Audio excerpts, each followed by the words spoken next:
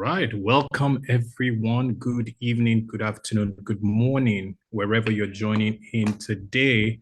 It's great to have you join us on the Talking Books Africa, the August edition. And so you're all welcome. Please let us know where you're joining us from. If you're on the call today or you are streaming on any of our platforms, just let us know your name and where you are joining in from this Saturday. Welcome once again to the Talking Books Africa August edition. You're welcome. It's great to have you here. How many of you have missed the Talking Books Africa? We weren't here last month, but we're back again, and we're never leaving anytime soon. So you're welcome once again to the August edition of Talking Books Africa. So let's see your names in the comments if you're streaming or you're joining on the Zoom platform. And if you are here and you feel someone else who you know needs to be here, go ahead and share the link with that person right away. Okay? We'll give you a few seconds to do that as we proceed.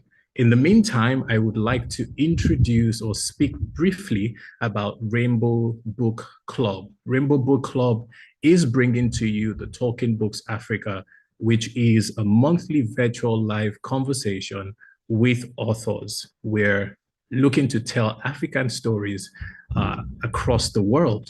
Okay, and Rainbow Book Club was actually founded in 2005, and they have been project managers on the Port Harcourt UNESCO World Book Capital 2014. And this Talking Books Africa is actually commemorating the 10th year anniversary of the Port Harcourt World Book Capital. So you're welcome once again. Rainbow Book Club also project manager for the Port Harcourt Book Festival, as well as the Get Nigeria Reading, which happened in 2005 in collaboration with Total. Okay, that's the Rainbow Book Club. I will be moving on to a very interesting book for today. We have quite an interesting author who we're going to be interviewing today, and I see him already on the call. All right, so you have to start inviting someone. Invite your friends, invite your family to join us before we get into the conversation today. It promises to be really exciting. So what are we going to be speaking about today on the August edition of Talking Books Africa? It's quite an exciting book, and it's called Leave My Bones in Saskatoon. It's a story of identity and immigration, and it spans 2 continents and 2 cultures. The story is told through the eyes of Owochio, a television presenter seeking a better life for himself and his family. It is also a story of broken dreams and hope. Owochio can't wait to tell his family that their permanent residency application to Canada is successful. But while he's in Abuja, somewhere on the outskirts of Makurdi, a dark and troubling event threatens the plans that he and his wife, Ene, have made to move the family to Saskatoon. This is a story that every immigrant will be able to identify with. If that's not already compelling you to join or call someone else to join, then hear this. Our special guest today is none other than Michael Afenfia. He is a Nigerian-Canadian storyteller based in Saskatoon, Canada. And he is a multiple nominee of the Association of Nigerian Authors Chinua Achebe Prize for Literature. His first novel, When the Moon Caught Fire, was published in 2010. Michael has written 6 more books, including The Mechanics of Mionogwa and Rain Can Never Know. When he's not writing, Michael spends his time mentoring young creatives, watching television, and listening to music, as well as reading. Of course, you know he will be reading during his spare time. That's why he's our guest author today. He's going to be speaking about this really interesting book that he's put together. And we have a delectable lady who's going to be interviewing him. For those of you who are regulars on the Talking Books Africa. She's no stranger to you. She has interviewed a few other authors that we've had on this program. And her name is Tarari Kalango.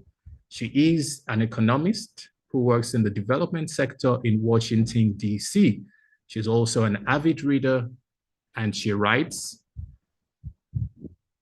in her spare time. It's my pleasure. I will be handing over today the conversation to Tarari Kalango, who will be interviewing our guest author, Mr. Michael Afenfia. Thank you so much, Mr. Michael, for joining us today. And thank you to all those who are joining in from across the world this Saturday. I will be handing over now to Tarari. Tarari, thanks for joining us. I hope you're well today.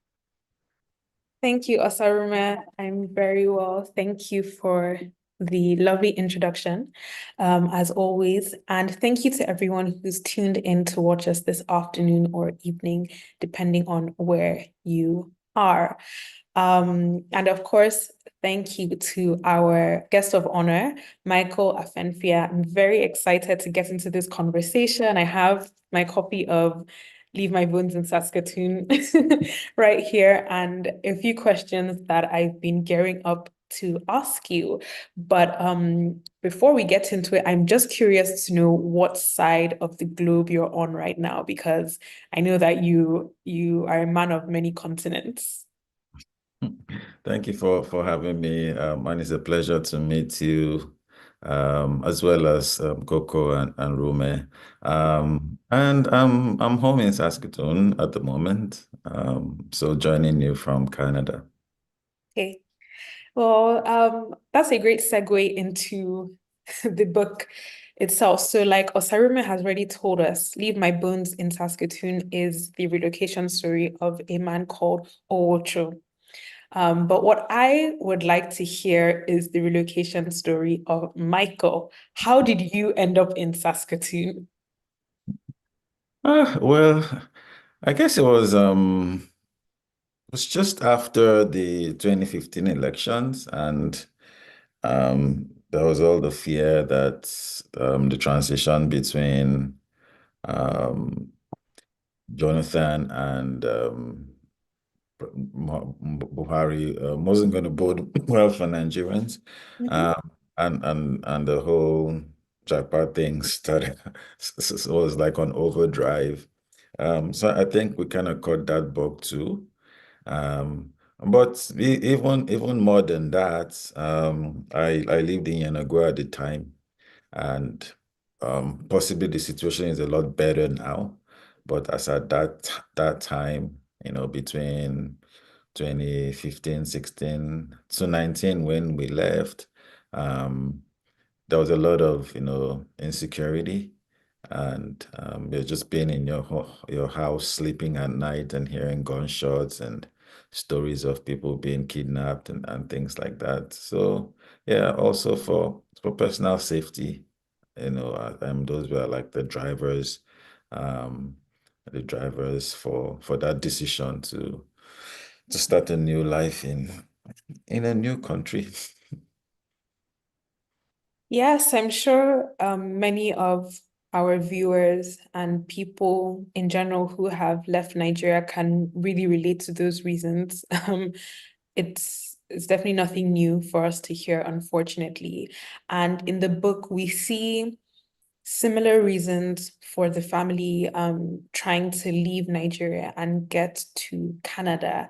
And that just makes me wonder how much of your own life inspired this story, and how much was inspired by stories you had heard of other people, perhaps, or situations that you encountered when you moved to Canada, or was it just all straight out of your head? I think the fundamental plots wouldn't even have, wouldn't even have had life, um, or even been conceived if I didn't move from Nigeria to Canada. So no doubt, my own personal experience was like a spark for the story. Um, of course, I didn't leave Nigeria as a journalist. Um, and some of the tragedies that happened, and I don't want to give away any spoilers maybe at this time. Didn't happen to me. It Thankfully. was it was mostly um, just fiction wrapped around, realities that a lot of people can resonate with. Everybody who's made that journey, whether you came on your own, whether you came as a student, whether you're an economic immigrant, whether you're a refugee, you're running away from war. Um, whether it was human trafficking, whatever it was, that has brought you to some new country, to start life anew. Um, there's all the commonalities, like how do I start? How do I fit in? How different am I? How much of myself do I have to change, to become Mhm. an American or British or whatever, So it was just those commonalities I wanted to emphasize. And quite frankly, I'm happy at the reception the book has got so far because if I hadn't moved, again, I wouldn't have written a story like that, and I wouldn't connect with the story. So I'm shocked that, at the number of people who really do, and the feedback I've gotten. So maybe it's just like the whole interest. So even if there are people who are like in their home country still that haven't moved, maybe they're planning to, or maybe they're curious to know, my sibling has been there for 10 years, Mhm. I haven't heard from him, is there a story behind it, that they haven't shared, so it's all of those experiences actually. Yeah, and there's so much you said that I really want to go into, but we'll save that for further on in the conversation, just so that this question doesn't pass me by. You spoke about, people moving at different stages in their lives, whether as students, later on in life, as refugees, and for whatever reason. Now, in your novel, Leave My Bones in Saskatoon, besides Ocho, one of the characters who you choose to dive into is his teenage daughter, Ochanya. And one aspect of her life that we get into quite a bit in the book is boys. And I just thought that was so interesting because this is a story about, maybe what we would consider the more serious things in life, relocation, identity, um, economic situations, loss. And in the middle of all of that, there are a couple of chapters about teenage hormones. So I would just like to know what was going through your mind and why you decided to include that and focus on that aspect of her life in particular. I think one of my my greatest um, desire, well, is to have a daughter, to know what it feels like to raise a girl child, but that probably wouldn't be my experience at this time anymore. Um, so that father-daughter dynamics has always been something that I find intriguing. I Mm. have sisters, five of them, and Oh, are you the only boy?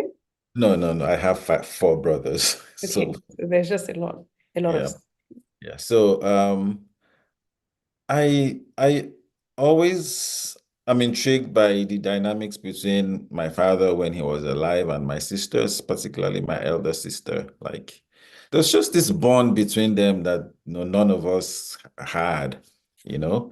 And so when writing that book, I thought, okay, maybe I could use that,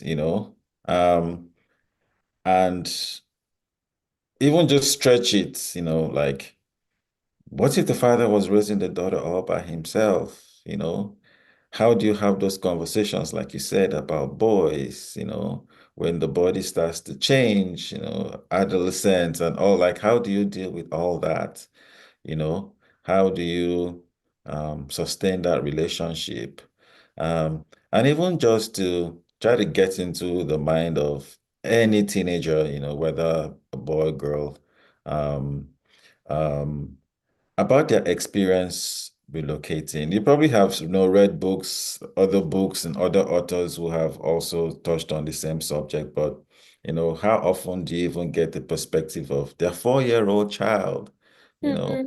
6-year-old child who's also had to wake up one morning and, you wake up one morning and you go to bed or one day it's harmattan and the next day is snow. Like, how do you explain that to an eight-year-old? So all of those changes, like everywhere around you, you only see people that look like you, and then a month later, you're in school, you're in class, and there's nobody that looks like you. That can be drastic. And then again, for even Ochanya we meet in the book, finding herself in that situation too. Um, for us adults, sometimes it can be difficult, the accents, whatever, how you deal with all those um, um, things, experiences, you know. Um, but this girl has to go to class and her hair is nappy. Everybody's else's hair is straight, like I would imagine that it's a lot. So part of what I thought to do with the book, and I'm glad you also caught on it, is to allow people to reflect, like, oh wow, I've decided I want to go, but have I had that conversation with my kids to, and what tools do I even have to support them, to make that adjustment as well? Yes, it seems like giving a voice to the voiceless is something that we see a lot in your writing. So in this case, you've spoken about um, a child, someone who's often not considered when making these migration decisions and whose stories aren't told. One thing I've noticed from reading your other books, specifically Mechanics of Yenegua, and I haven't read Rain Can Never Know, but I'm familiar with the plot, is that you're telling the stories of minorities within Nigeria. In Leave My Bones in Saskatoon, just for those who haven't read it, the protagonist and his family are from Benue State. In The Mechanics of Yenegua, it's set in Yenegua, which is the capital of Bayelsa State. In Rain Can Never Know, I believe Rain Can Never Know is also set in Bayelsa. And even within Leave My Bones in Saskatoon, we have another character who's Rivers, who features in this story. And perhaps other people wouldn't notice this, but at least for myself, being from Bayelsa, being from a minority ethnic group within Bayelsa, those characters always jump out at me, like, okay, these are people who are also minorities within the Nigerian sort of ethnic scene. And I guess I'm curious to know whether when you wrote these stories, you ever maybe feared or worried that the books wouldn't have so far a reach or so far a readership because they're not set in the more popular places like Lagos, or they're perhaps not featuring some of the major ethnic tribes that people are familiar with. I think my desire to project representation far outweighed any fear or concerns I had about how those books would be received. Mm. Because at the point I realized that oh, people read these things, then you see comments on social media or whatever. Like, oh, people are actually reading these things. So you do have an opportunity to influence something, so why don't you use it? Um, and because even I mean, living here in Canada, of course, is worse. Like you don't so many times you feel like you're not seen, Mhm. but we have the same experiences back home where you feel like you're not seen if you're from the minority tribe. So something as mundane, as rudimentary, and everyday as the music we listen to, it's always Amaka, Folashade, Zainab, Amaka, Folashade, Zainab, like all over again, you know. Um, where is Tarere? Where is she? Um, where is Ibiowe, in our stories and in our consciousness? Um, so that's what I thought to do with my writing, Mhm. to take people to places where because I mean it's powerful, right? And sometimes we don't realize because um my interest in reading, in fiction, in storytelling, in writing, was kind of fueled or influenced by my dad's, my late father's reading as well. So his bookshelf was something I aspired um to read as I grew older.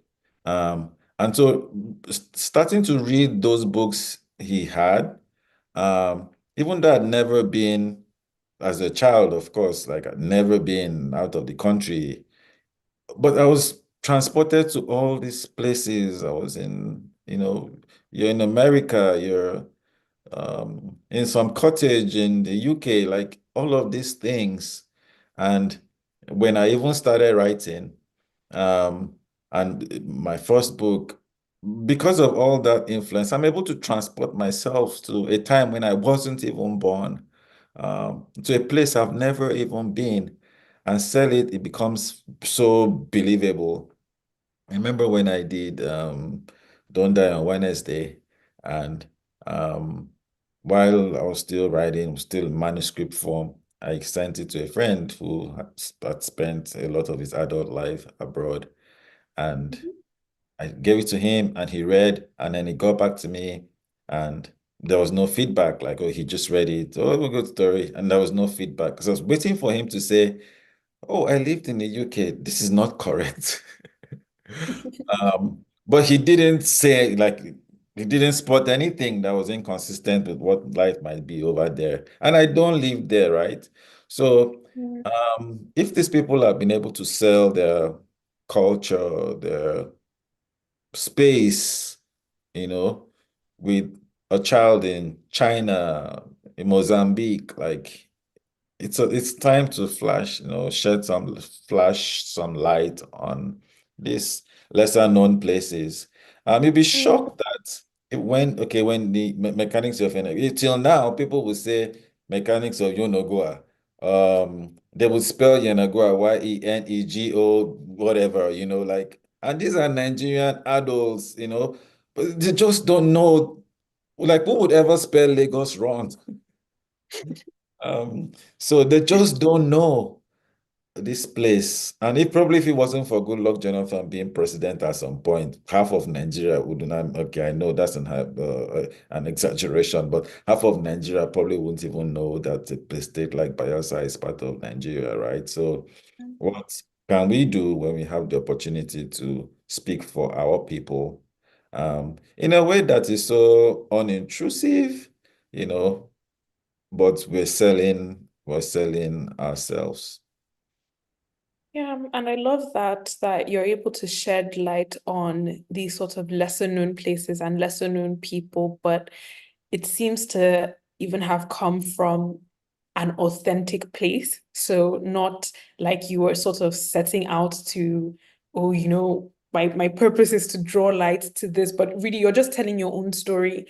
And I think perhaps if minorities in general, whether it's ethnic minorities, racial minorities, started thinking about representation as less of sort of making a point and taking something off a list and more just everybody has their own story to tell. And this happens to be my story. I'm not doing it for, fame or accolades, but this is just what my perception of life has been. And that's a story that deserves to be shared, deserves to be heard. I think we'd be surprised at how many people still engage with the literature or with the music or with whatever it is.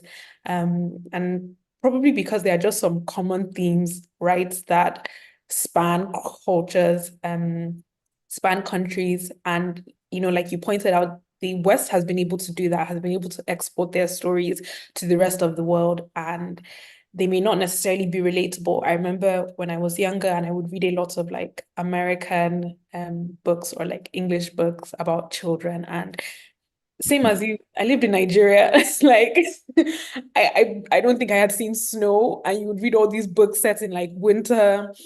And so I couldn't relate to that, but there were just some fundamental experiences in the stories, being a child, wanting to play, having issues with your friends, growing up, going through puberty that I could relate to, even though I was in a completely different culture.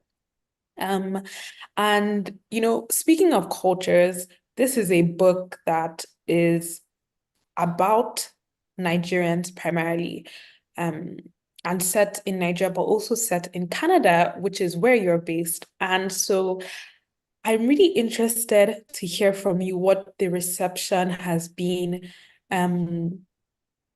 from non-immigrant Canadians, or I don't know how much of that you're aware of, but sort of in your interactions in launching the book, the reception that you feel it's received from maybe like, your stereotypical white Canadian or someone who was born there and has lived there their whole life.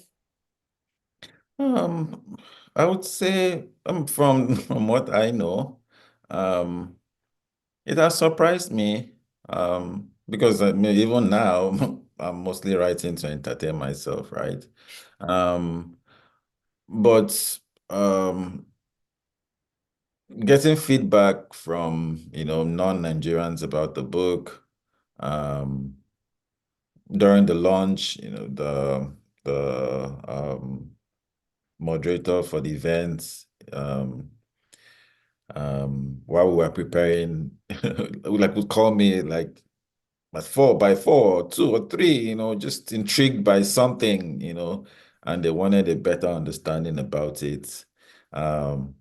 And um, but the book last year, last year, yeah, last year was shortlisted for one of the high profile book awards in my province or my states, and it was top 3 for Congratulations. yeah, for last year. So that kind of says a lot.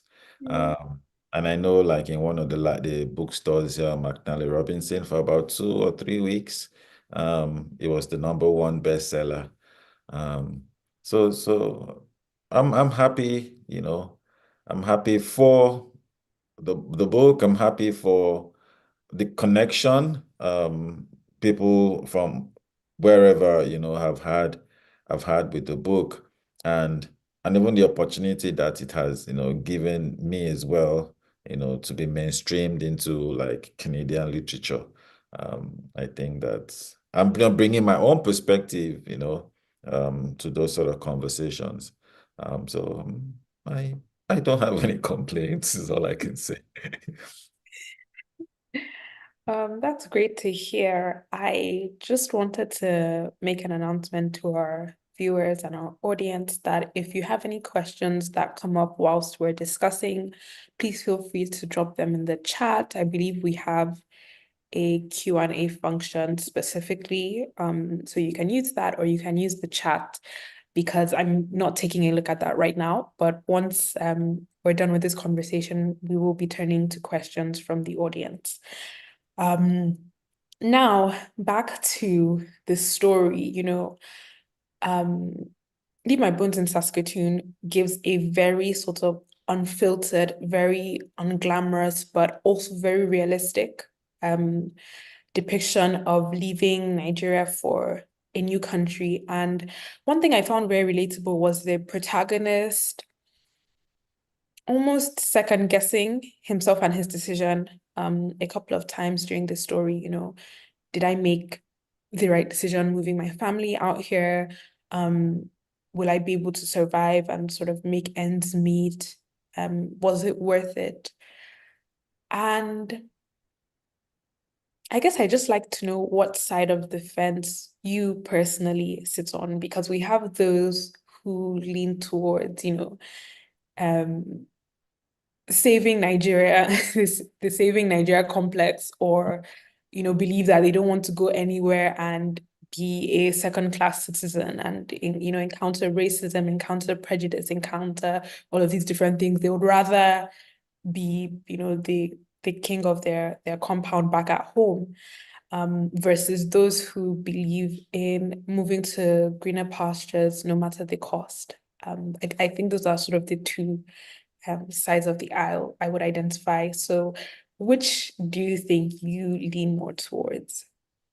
Good question. I wish it was that easy.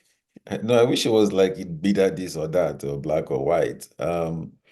Because this conversation it has a lot of is intersectionality the right word?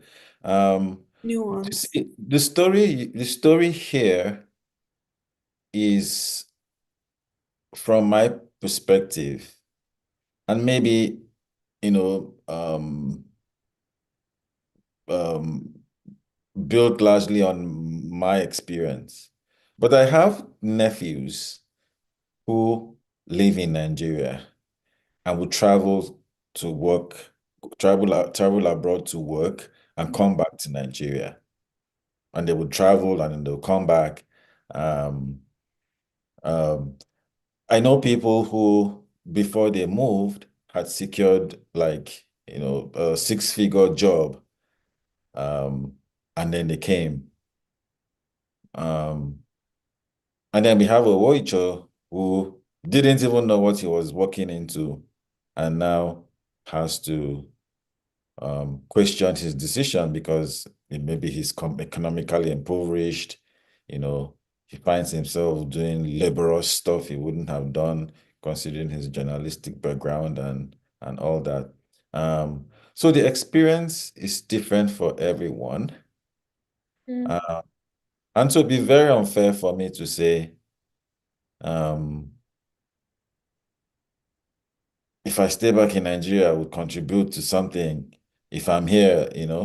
Um, because the experience is different for everyone, you know. And ultimately, I think self-development is also important. Like, are your aspirations being fulfilled? Um, and even in that process of reinventing yourself, which sometimes this journey makes you do, I've seen people who have moved from being lawyers to nurses, and they have excelled. Like if they hadn't made that decision and pushed themselves, how would they ever have known that, I could be a good nurse, or whatever. So it's not so clear cut. It's not so clear cut. I hope I'm answering your question. It's not so clear cut. Um, and I'm definitely not one that would set ring lights and go on YouTube or Instagram or whatever and say, hey, don't come, my tap just stopped working today and I'm in Canada. See, it's not any better, or even unduly amplify challenges in from back home that may have brought me here. And I was, just came back from a book tour, and in one of the events in Nigeria, somebody said, "Oh yeah, I really like the book, but you said so many negative things about Nigeria. Why did you do that? Aren't you demarketing Nigeria?" And my Mm. response was like, "This is my story. Like, you can write yours. Yeah. Like, if those positive things you want to say about Nigeria, put it in a poem, put it in a song, whatever, but tell your own story. So by the time we all tell our own stories and share our experiences, then a third party starts to get a fuller picture, So tell your own story. And in spite of those realities you see, the harshness, tragedy, whatever, um, there's redemption in the characters, right? And these characters are all Nigerian. So, yes, in one hand, um, the book is a mirror, and that's what literature is at the end of the day. It's a mirror you are able to hold up to the reader, to the society, to look and say, hey, okay, I never really thought about this, but so this is who I am, you know? Um, River State, you can't drive into me at midnight because there'll be marauders, you know. River States, come visit me. You'd have the best bully and fish. And you have this information because somebody's written a book and you're intrigued, So the experience is different for everyone. Yes, I'd say the commonalities are there. But if I spoke to you, I might hear in your tone fulfillment. But if I spoke to your best friend, they may be filled with regret or whatever. Like, oh, so the experience, is truly different. And I don't want to discourage anybody. Like, come here, go there, and find your way, right? When I wanted to leave, one of my greatest fears, was, I had started writing, a couple of books. People had begun to know me. I started to get active in ANA, the Association of Nigerian Authors, and all of a sudden, I'm leaving. And so I thought, it's a new journey I'm embarking on, and maybe my writing was going to be a casualty of that experience. But see what has happened, So you never know, right? Life is dynamic, as they say. So, nonetheless, and I hope it doesn't seem like I'm sort of harping on this point, but the title, which I'll just flag my book again for those who don't have it, Leave My Bones in Saskatoon. It's different, so Yeah, same book. different covers. It has a bit of a finality to it, bones. It sort of has connotations of, when I'm dead, bury me in Saskatoon, leave me there. Don't carry even my bones back to Nigeria with you. That's how desperately I want to be rid of that place. So, I don't know what sort of spurred that title, and maybe you can share that with us, but don't you think it reflects to a certain degree a sense of sort of like hopelessness and desperation within Nigeria? Yeah, it could be. I know when the book was first released, and my friends would send me messages like, "Hey, Michael, like your villagers, your Tumbo people should not see this book. They're gonna come and exhume you and bring you back." Um, but it was so the backstory, I guess, while I was writing this was even had nothing to do with me and my experience because and I think I kind of touched on it in the book itself. It was the discovery um of graves um where bodies of children and possibly adults from so many years ago was uncovered. Um, Lord knows how long ago these people were killed or they died, and this mass burial. and nobody can identify who, just people who probably in the 60s went to school and never came back and all. So it was that indigenous. So this was happening to the indigenous Canadians. And so all of that tragedy and revelation was happening, right about when I was about, writing the book. And so that image kind of just stuck in my head. Um, and so I'm like, yeah, what can I do with these bones? And that kind of influenced the title and the book itself. And really has nothing to do with me. I mean, I may have said it to people to people's hearing that I want to be buried wherever I die.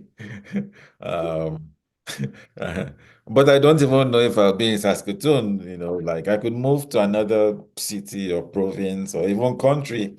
I'm starting to love the UK a lot, so who knows? Okay. That'll be as someone who has lived in the UK, hasn't lived in Canada, but has visited and seen a difference. I would be very interested to read the book that will come out of your time. Yeah. You know me too well. But glad to get that explanation and to understand that leave my bones in Saskatoon doesn't mean that you're completely turning your back on Yeah, Nigeria. because okay, no, this is going to be a spoiler, but um, you know how the book ended. You know how the book ended. So it was really like a toss, like, there was no finality in terms of I'm here, I love it with everything I've got, it was the back and forth, the toss of, so um that's I too experience, right? I mean, there's never one time where I'm very certain that this is my future, Mhm. I'm still drawn to my roots. Um, and it's funny because Nigeria made me. Um, so in every area where I have excelled in Canada, it's my Nigerianness that has made it possible. Yeah. Yeah, so yeah, and I'm grateful for that.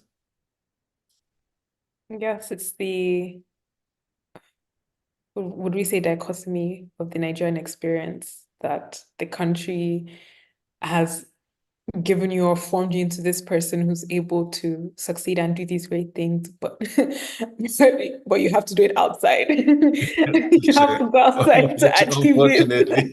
it. Yeah.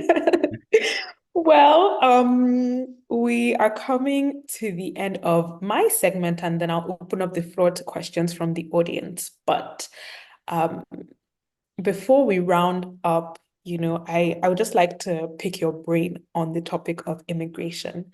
So it's a hot issue around the world, whether you're talking about the Western countries who are mostly recipients of immigrants or the global South where people are trying to leave. And there's a lot of discourse happening around it. I even believe a couple of days ago, the Canadian Prime Minister, announced some reforms to Canada's like immigration policy and some of the opportunities they've been advertising for foreign workers. So it's an ever sort of moving um target. Now, as someone who has experienced immigration in real life and has also explored it through the life of your character, what's the most important advice you would give to someone who is considering migrating, regardless of where they're coming from or going to? What's the most important advice you have to share with them? Okay, first off, I would use the word migration loosely and say that migration is as old as time. Um, from time immemorial, people have been just restless and moving from one place to the other, you know, for love, conquests, to forge partnerships. Um, so it's in our DNA as humans to move. And all of these top countries you mentioned, you still have people who move from the US, to China, or no, whatever the reason, right? So I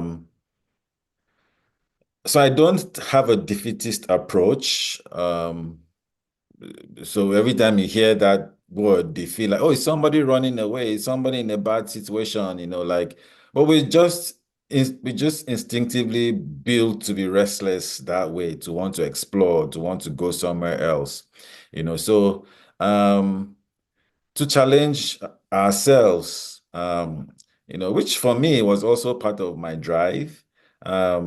Because even growing up a Port Harcourt boy and everything, um, university in Port Harcourt, there was that part of me that felt like it was too easy. I was doing well, great in school, good grades and everything. Maybe through family connections, I would have ended up in a good law firm or, somewhere, but there was a part of me that thought, you know what, why don't you move to Lagos and and slug it out with those guys from Unilag and Ife and see if you can hold your own. So it was the same thing coming to Canada too. Like, okay, those guys who went to Harvard, University of Toronto, Toronto, let us all meet in Saskatoon and let me see how well my River State University of Science and Technology degree can match up. So I would say just be confident in that in your decision, right? And um, you really have to forget about your past. You can't keep going back there. It's going to be a new life. So even if you have to be an Uber driver, deliver food, become a nurse, whatever it is, you have to embrace the fact that this was a decision I made consciously or circumstances have brought me to this point. And I cannot be who I used to be if I want to succeed. I have to become this new person in this new location. So I'm not saying forget about your culture, your values, your morals, and all that, but you can't be the old person you were and function in a new place. So that mindset shift has to happen. And that would be my advice to anybody who is coming. Like, you know what? It's going to be cold if you're in Canada. It's going to be rowdy if you're in New York. Like, make that, accept that reality, and help yourself in any way you can to make that adjustment. Yeah, what you've just described to me sounds like trying to put new wine into old wine skins. You have to let go of the old wine skins to make space for the new.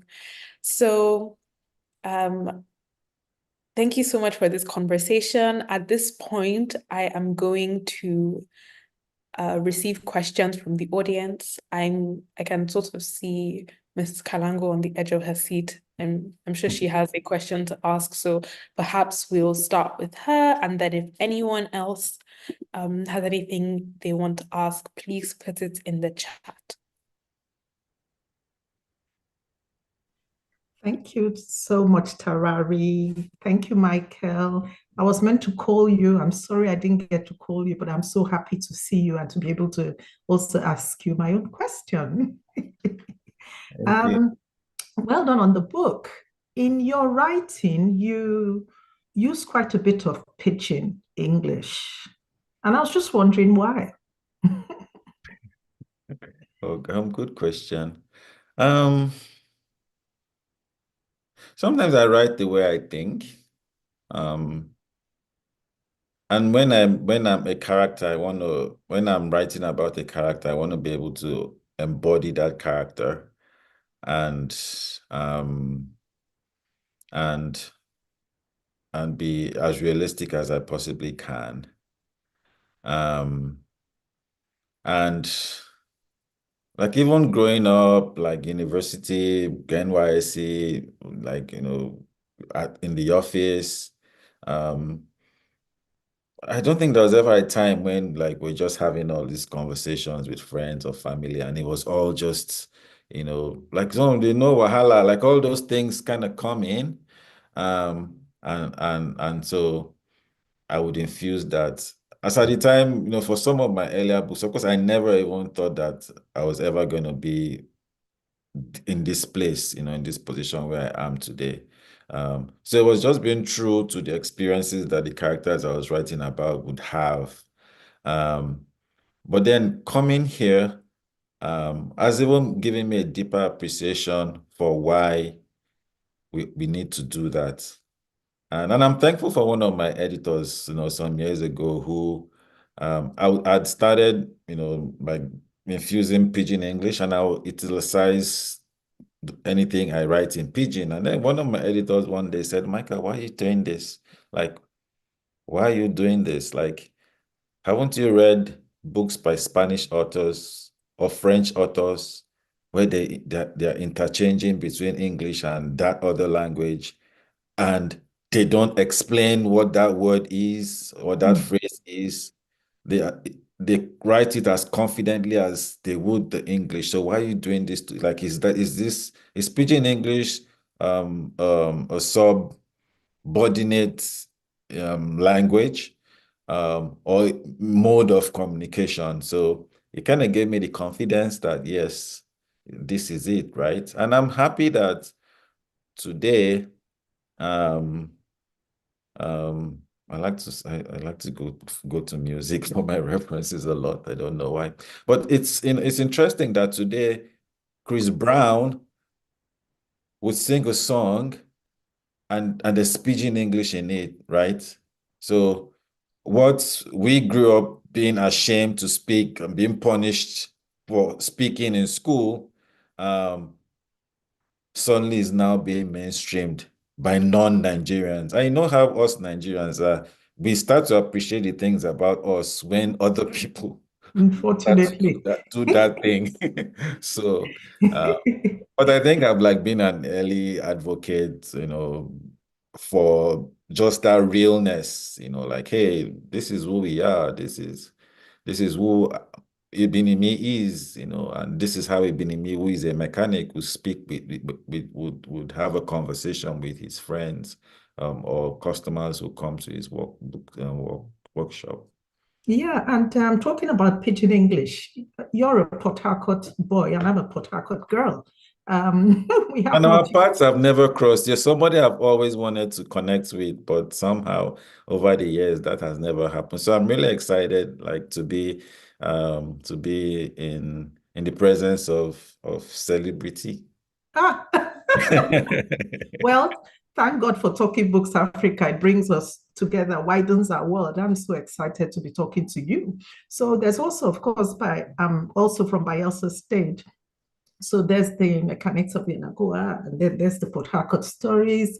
And we could say that, for me, growing up in Port Harcourt, we could say Pidgin English is kind of a lingua franca, wouldn't you say? Because there's so many languages here. So that was like, common denominator. And we see like the BBC now broadcasting in Pidgin English, just to drive that point home. About the story or migration, I've lived on 3 continents: the US, the Europe, in the UK, and then of course Nigeria. And I think of my mom, 3 continents as well. She was Jamaican, so migrated in her early 20s to England, lived there a bit, worked, met my dad, got married, came to Nigeria. So I think my story, I can kind of identify with that continuous movement. Tarari asked you, what would be the one thing you would advise someone migrating, going to another culture? I would want to ask finally, because I see we're running short of time. What would you, if you could advise the host community anywhere in the world, in relating to immigrants, what's the one thing you would like them to know? Yeah, that's a very good question. Because Leave My Bones in Saskatoon is well, we spent time talking about the Nigerian reader, but in writing the book, I also thought of like the receiving country or community, and the message for them is that when you see one immigrant, when you see one newcomer, when you see one Black person, when you see one Indian, you haven't seen all. Mm. Mm. Because there's a tendency to put all of us in one basket. So true. So this is what I'm trying to do with the book, to say, look, hey, if you see me walking in the streets of Saskatoon, I have a Mercedes back home in Nigeria. I have a gardener, cook, so don't think, or if a Brazilian who speaks Brazilian Portuguese um, walks into your office and is struggling to communicate with you in English, don't think he's uneducated. Mm. He's probably a lawyer or a doctor or something in another language, So don't be too quick to judge or act superior, So for me, that was what I was trying to say to the Canadian reader in Leave My Bones in Saskatoon. And I think that's the answer to the question you asked. Thank you so much. We're so conscious of time here. Otherwise, I'd have taken one or two other questions. And I remember we were thinking, before we come on, that it would have been nice to ask you to read something, but we didn't tell you ahead of time. I don't know if you have a specific place you like to read and you could read for maybe a minute. I can do that. And for a minute, I think I would so the book opens with a poem. Okay. I think. Yeah, so I can do that for sure. And the poem is called I Lied. So remember my last photograph, the one you said smile and I did? Newsflash, that smile was a lie. The picket fence, the fireplace, the call back home saying everything is fine, that too was a lie. But the cold, the blistering wind in February, that was true. Losing myself in my many identities, that again was true. It is true, these hands have never done laundry or shoveled snow, mowed a lawn, or lifted heavy things. I have never driven a cab or dropped off orders because I burned every midnight oil, tall so my voice was heard loud in the night skies and echoed in the prairies until my truth prevailed. I lied to be here. Will my boys lie too? Thank you so much, Michael. Osarume has given me a hint that I've run out of time. It's a pleasure, from my end. And I just want to thank you on behalf of our book club and our audience. We're really very happy that you were able to join us. Thank you so much. Osarume, over to you. All right. Thank you so much, Mrs. Kalango. And thank you, Mr. Michael, for your time. Thank you also to Tarari for driving the conversation today with our guest author. It's been quite interesting. I think one key Sorry, can I takeaway quickly say something? Yes, please go ahead. I just want to say, Tarari, I think you're amazing. You're fantastic as a host, and I really enjoyed the conversation because of you. Thank you so much. I really appreciate hearing that, and I enjoyed our conversation as well. It's always nice to speak to an author who I'm a fan of. So thank you. All right. Awesome. So thank you so much, Tarari, and thank you to our guest author today. Thank you for sharing those. My key takeaways: don't paintbrush all Nigerians by your experience with one Nigerian, and the same applies to other cultures. So thank you for sharing that amongst many other insights with us today during the conversation. And you also heard from Mrs. Kalango, who is the founder of the Rainbow Book Club that powers Talking Books Africa. And she's also director of the Port Harcourt World Book Capital, as well as the Port Harcourt Book Festival, the Port Harcourt Book Festival as well. So thank you so much, Mrs. Kalango, for sharing that. And it's been quite a pleasure. We thank you to our audience for joining us today. Please stay tuned. Keep a date next month. We will share the dates with you, but we're going to be having another guest they're actually two guests next month, and they're going to be, the book for next month is actually it's called A Soul of Small Places, A Soul of Small Places, and it's authored by Wopa Diallo and Mami Bogoma Dieni. They're going to be here with us, and they're going to be speaking about their book, which actually is the winner of the 2023 Kane Prize for African Writing. So keep a date with us next month. We'll be here. And please follow us on our social media handles, Rainbow Book Club on Facebook and Rainbow Port Harcourt. I beg your pardon, Port Harcourt World Book Capital 2014 on Facebook, Port Harcourt Book Festival on Facebook, and then on YouTube, for those of you who are streaming on YouTube, it's the Rainbow Book Club. And then on Instagram, it's Rainbow Book Club Official, one word, and it has just a single O in the rainbow, a single O in the rainbow. So it's Rainbow Book Club Official, one word. Thank you. You can see that on your screen right now. So feel free to follow us, share some of the insights that you took away from this conversation today. Make sure you continue to engage with us. Till this time next month, we look forward to hosting you again when we have another interesting conversation with our authors for the month of September. So if you can lay your hands on the book, A Soul of Small Places, please do that ahead of the next conversation. Thank you again to our audience. Thank you to our guest author, Mr. Michael. Thank you to our interviewer, Tarari Kalango, as well as the founder of Rainbow Book Club, Mrs. Coco Kalango. Thank you, everyone, and to all our team members who are working behind the scenes and making sure that this is as successful as it has been. We also want to especially thank you. All right, from us today, it's goodbye and enjoy the rest of your weekend. Take care. To mark the 10th anniversary of Port Harcourt World Book Capital 2014, the Rainbow Book Club presents Talking Books Africa, a monthly virtual live conversation with authors.